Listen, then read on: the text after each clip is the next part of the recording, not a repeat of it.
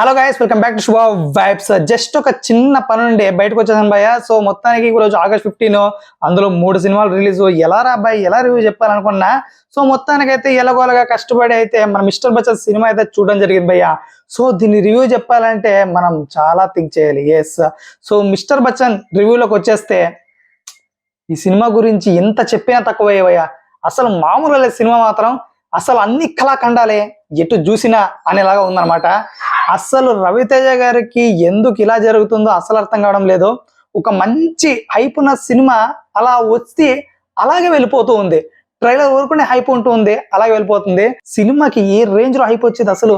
ఆ టీజర్, ఆ ట్రైలర్ చూస్తుంటే అబ్బబ్బబ్బా ఇంకేముందరా, ఖచ్చితంగా ఈసారి ఇట్టు కొట్టేశాడు రవితేజ, హరీష్ శంకర్ కూడా ట్రాక్ లకు వచ్చేసాడు అనే రేంజ్ లో ఉండింది. బట్ సినిమా వచ్చే పాటికి అసలు సినిమా ఏందో, అసలు హీరోయిన్ కాల్ చేస్తే పాట, అసలు ఏం చేస్తున్నా పాటే, అడుగేస్తే పాట, పాడితే పాట, వచ్చేస్తే పాట, పరిగెత్తే పాట.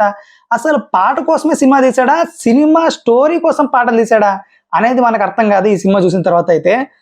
లిటరల్లీ నాకైతే లేచి వచ్చేద్దామా అనే ఫీలింగ్ తప్ప అక్కడ ఏమీ లేదు భయ్య. రొట్ట సినిమా మొత్తం ఫస్ట్ హాఫే సత్య అనే క్యారెక్టర్ ఉన్నమాట. అసే సత్య కమెడియన్ చాలా మందికి తెలిసి ఉంటాడు.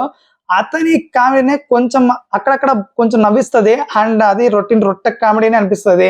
ఇంకా అలా నవ్వుతూ నవ్వుతూ మనకే పాటలు ఓకే బాగానే ఉన్నాయి అనిపించింది కానీ, బట్ సినిమాలో చూస్తే మాత్రం నిజంగా ఆ పాటలు కూడా దొబ్బయ్యారా అనిపించింది నాకైతే. అస్సలు ఎక్కడ కూడా ఒక పాజిటివ్ వైబ్ అయితే లేదు సినిమాకి మాత్రం.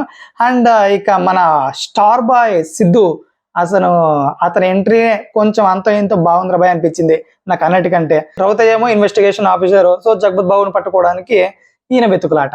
సో మొత్తానికి సినిమా అంతా ఇదే, స్టోరీ బొక్క, అన్ని బొక్కే, ఏమీ లేదు భయ్య సినిమాలో.